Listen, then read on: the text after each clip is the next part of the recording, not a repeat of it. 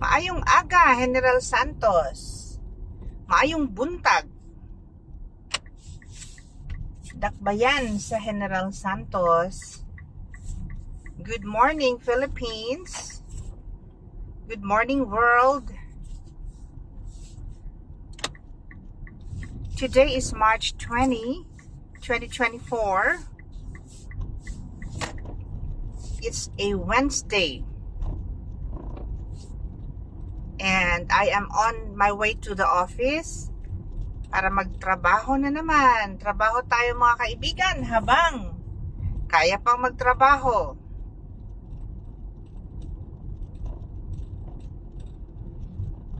Hindi tayo ipinanganak na mayaman, pero kahit siguro mayaman pa, magtatrabaho pa rin tayo. We need to work. We need to work every day because it is a mandate. If we have to be strict about it, it is written in the Bible that we should work. Ang hindi ko nung magtrabaho, hindi magkaon. Ayun. Ara na ha? Ara na sa Proverbs. Tuto ang hindi magtrabaho, tuto gidyang hinambal, no? So sa mga nunoy, daya okay lang. Ang hindi magtrabaho, hindi magkaon. Ganun lang ang rule sa mundo. So hindi pwedeng hingi na lang tayo ng hingi, ha? Mga kaibigan, ladies and gentlemen, let us work. Kasi naman kung bibigyan ka na nagtatrabaho ka, parang magaan naman sa pakiramdam ng nagbibigay na nagtatrabaho ka, no? Ino-augment niya lang yung wala ka. Pero yung totally dependent ka talaga, tapos ang lakas ng katawan mo, bawa. Ito hindi naman na sakto. Tapos ang kalabanan niya sa ato niya man, nagtatrabaho lang para i-supply lang sa i-supply lang man sa mga bisyo. Wag naman ganun. Pag nagtrabaho, butang man siya sakto nga bulutangan. Patay-patay ka trabaho, tapos ipanghatag mo lang sa mga barkada mo. Yan, naghululat mo lang sa imo. Or, pwede man niyabalis ka doon. Patay-patay ang barkada mo, ikaw hulat ka lang man itong hulan. Ay, that is not good. Hindi mayo mga abyan Trabaho bala kita tanan, kadamo-damos ang tao sa Pilipinas. Hindi, ang isa pagid ka concept, ka principle, na nakita ko diriya sa Philippines, pagka siniling niya bala nga trabaho, everybody thinks of employment. Hindi na kuya katrabaho, Dok. Kaya ang ginahuna-huna, employment, yung mga empleyo, mga muhan, hindi man na muna siguro ang work lang, hindi siya limited sa employment. There are a lot of things that you can do. Hindi lang pagpang-empleyo ang trabaho. In fact, muna nga malimitahan kita mag-innovate, malimitahan kita magdiskubre sa aton mga skills and talents. Kadamo sa aton skills and talents sa pasambalo ng ati, wala man ako sang kapital, wala man ako sang then ang point ko is i-showcase bala na yung mga skills and talents para ang kung may ara man yung magpahulam sa imo, hindi man siya mag-alanganin yung magpahulam kay may napakita ka na, may napatunayan ka na. So you can, the problem with us Filipinos is na hindi kita gusto mag-start sa scrap. Gusto naton ato dayon kita sa ituktok sang Mount Batutom. Hindi kita gusto nga maging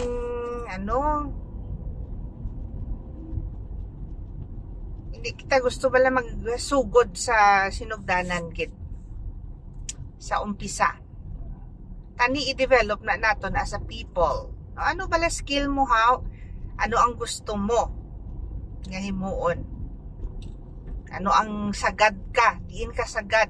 Wow, sagad lang yung manghimo bata.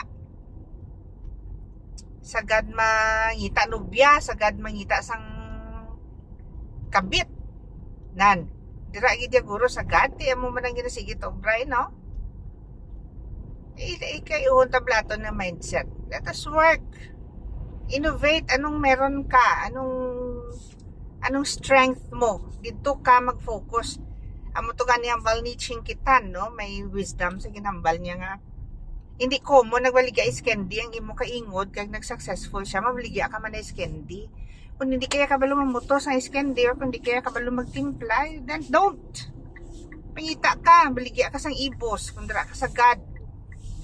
Kung nami ka magtimpla sa Valenciana ka. Hindi kaya magsunod-sunod sa imo nga neighbor. Kaya iya na iyang skill, iya na iyang kwan. Iya na iyang forte. Ano yung forte mo? Amo na i-discover naton.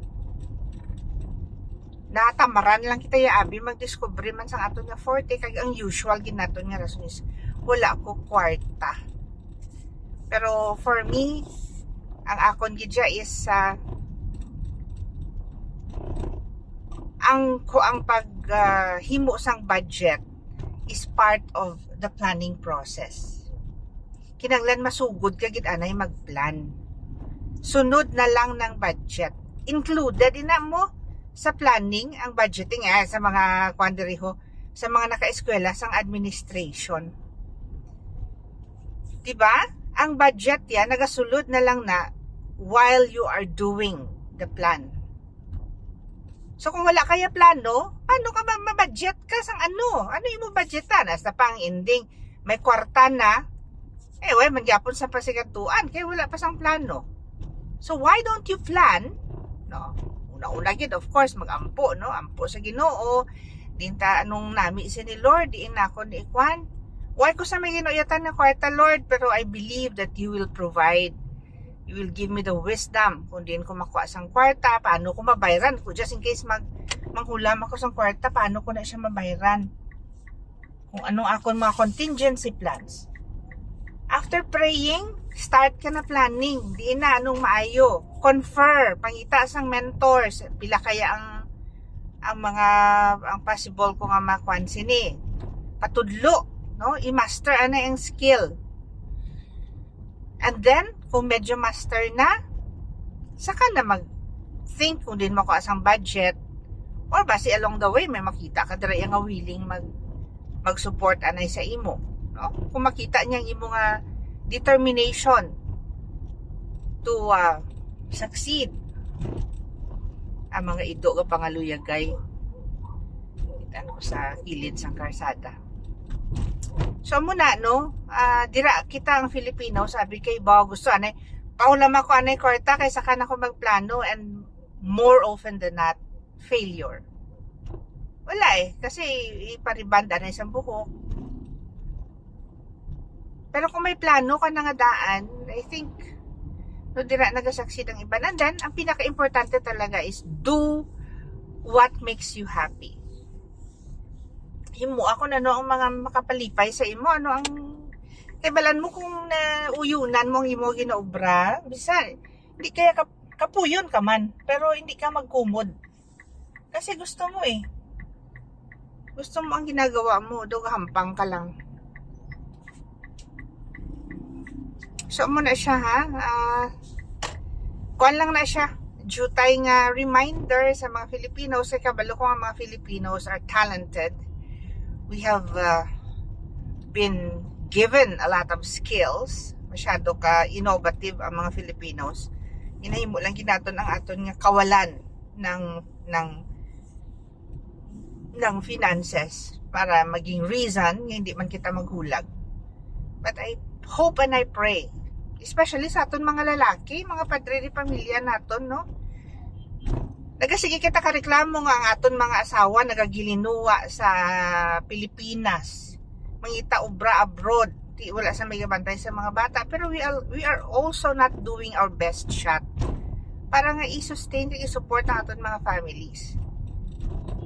So if you have to be strict about it, ang provider gid isang father, but there are times nga ginapagi man sa Ginoo sa nanay ang pag-provide but that has to be, those are isolated cases man lang gid, no? Importante gid ang nanay is pag-nurture abi sa mga kabataan. So if you want your wives to nga may mga tiyempo man sila para nga alagaan ng inyong pamilya, no? Huna-huna man kamo sang no? Huna man kamo sang paagi paano ninyo sa suportahan ang inyong pamilya. Unahan niya na inyong pamilya before ang pamilya sang iban. Nan. Okay? Baga pa ko yung nagyaw-yaw.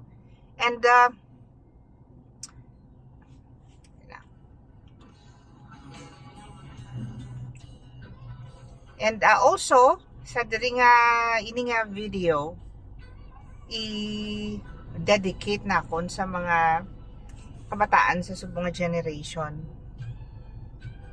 Because hindi lang isa or duha ka parent ang nakausap ko nga frustrated, disappointed sa aton mga kabataan subong. Our kids nowadays are intelligent. Dali sila matudluan, dali sila maka-pick up sang mga, especially sa mga bagay-bagay nga makita nila sa ilang screens. Kasi amo naman lang, let's accept it. Amo na ng ilang way of learning, subong maglantaw sa TV, maglantaw sa YouTube, maglantaw sa mga social media or mag-Google or kung ano man dira nga avenues ang learning. Kakadali sa ila maka-pick up. Kaya isa gani ma-shock lang ko sa mga kabataan. Nga, mami, ito daw ang gamot para sa ganito. So if sometimes sa mga pets nila magmalasakit, sila na research or bisa nila nga mga sakit, mga singaw, sila na ma-research. So mami, ito daw ang maganda sa ganito, ganyan. So fast learners ang aton mga kabataan subong. Ang masubo lang kasi sobra nila ka fast learners, they also want to try things earlier than they're supposed to, especially sa morals, no? Nga as early as 15 years old sa karon nga panahon experience na mga sexual experiences. Naga-try na sila naga-venture na sila sa mga amo sina. Kag epekto gid some of them are getting pregnant as early as 14, 15 till daw bag-o lang man na guro nag-menart. Tapos hindi siya limited sa mga bata sa syudad, but even sa mga bata sa bukid. Ang mga bata naman dito sa mga layo sa sibilisasyon, I would understand kasi sometimes culture na nila nga mag-marry sang early kultura so you cannot separate culture from them. Okay? Pero ang diriya ang masubong diri sa syudad, nya kabaluman sila, hindi man nila kultura, pero influence daw gina-normalize na kay may nobyo si Kwan, manubyo man ko bisan hindi pa ko kanubyohon, bisan ako naluyag sa lalaki, sige na lang manubyo na lang ko kay ako na lang way nubyo sa classroom. Secondly, kita nila wherever sa Facebook man gani nga may istoryahan natin, di na sila nag-learn sa mga amo sila. Well, of course, no? Kung nagababad sila sa 16 hours sa screen, damo na nga learnings, damo na nga mga nabasahan nila kung ano dira. And it breaks my heart nga mas dako ang pool sang kalibutan. Isa lang no? Mga ginikanan. And we beat ourselves ng mga parents. We beat ourselves, hindi kita mayong guardian, hindi kita mayong ginikanan because we failed sa pagtudlo sang moral sa aton mga kabataan. But sometimes we have to realize nga isa lang kita, no? And our voice is not strong enough para pamatian nila. Mas dako ang ang boses ang kalibutan sa ilang mga friends, sa what they read, what they watch sa social media. Bisan pa balon mo nga, sige, control nato no, hindi, but we can only do so much. Ang ako lang kita ni hangyo no sa mga bago nga generation, tani maging wary man kamo, maging cautious sa paghimo sa mga decisions that you are not supposed to make at this point.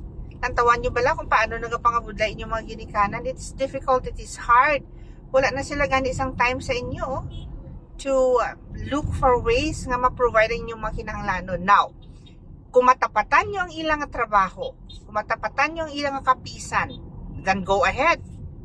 Pero kung sa feeling nyo, sa inyo palang gani subong hayahay, kamo kaayo, naka-push button, nakamutanan, hayahay, provided for, and things like that. Ginakulang pa gani ka mo. How much more kung ikaw nang mayara ang ginasagot? Kaya mo kaya? So siling ko gani, wala sang pili ni babae, lalaki, mahibi ka gid.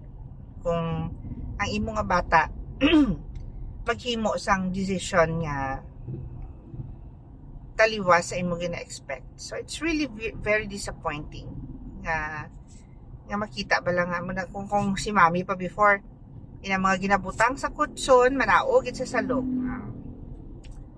So sometimes muna siling ko nga do ka frustrating if you keep like magplan ka para sa imong mga kabataan, and then ang imong mga kabataan really do not get kung ano ang imong vision man para sa ila. That is why siling ko dapat siguro pinag-uusapan din, no? This is what I expect from you.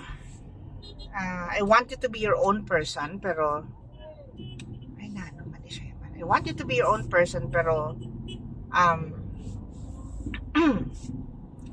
gusto taman ka makita nga plastado ka pag-abot sa future. Hindi man amo lang na iyang kalipay sa mga ginikanan.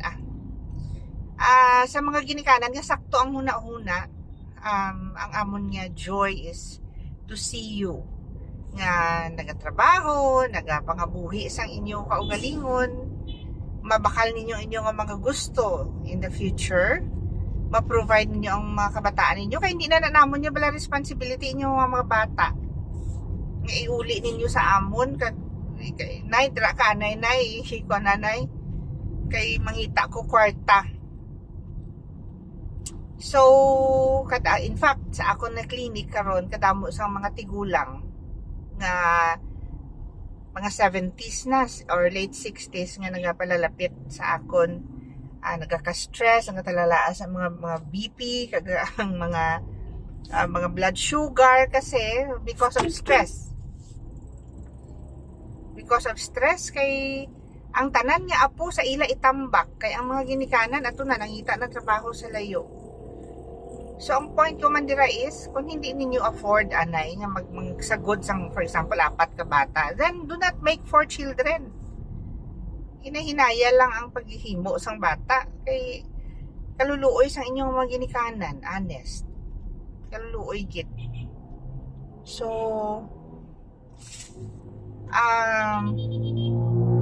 it cuts both ways, no? Both for the parents, kag sa mga bata man. Teamwork iniya mo ta stock amo lang galing ang kulang lang galing sa aton is magistoryahan na ibala what do we plan for our family, what are our plans, and what does God expect from us as a family. Disappointing gid kayo inang may blatan kung ginapabayaan mo, no, nung ginapabayaan mo lang bala nga sige sa 8 ka tuig da ipangita to sa imong inugsulod sa tiyan mo, pero ning halos tanan, hindi man, of course hindi man kita manggaranon, we cannot give them all their whims, pero kung anong mga kinahanglanon nila ginapahitaan din paagi, and then in the end matintal lang. Most of them mahambal man nga hindi ko man tuhungod, hindi lagi hungod tinatintal sige natintal, nagpatintal man po yan, karakadto man dito no? Nagpalapit man po sa kalayo. So that is what we miss, communication, ahay. Bisan sa balay, I'm also guilty of that. Inabalang pagpuli mo, ara na sila sa ilang mga kwarto. Tapos pagkaaga, lutuan mo sila breakfast, hindi man sila magsabay breakfast sa imo, kanya-kanyang breakfast. Di mo lang naiyang ako ni Chansa kung nagadulong ako sa ila, sakay sila sa salakyan, nagapulo pamangkot, kumusta ka mo, how's school, wala ka mo problema, ano ang mabulig ko, mga amo bala sina. So kinanglan mapamangkot man. Kinanglan gid mapamangkot. So let us not forget as parents nga hindi naton pag-iiya mo na lang gina siguro ang aton nga mga expectations i-lower down na lang gid anay naton, kag ampuan na lang gid ang mga kabataan, no, nga hindi sila magkamali sa ilang mga choices, nga mag-intervene na lang gid ang Ginoo sa ilang life, nga the moment they take a step towards something that could harm them, may angel gid sang Ginoo nga magdupa para nga mapungan sila. So, muna lang gid na siguro, that's the best thing that you can do. So pray without ceasing. Kaya mo na gani nga siling kuman nga, for us to be able to do that, ang aton man nga mental health, mental state, ang mental state naton dapat we are on our best minds. Hindi kaya kampo mo, how can you pray for your children, be, kung magulo din ang utak mo, kung marami ka ring issues of your own. So yun ha, dami-dami nating iniisip, ladies and gentlemen, but above anything else, let us protect our hearts and our minds. Unahon ta gina siya above anything else.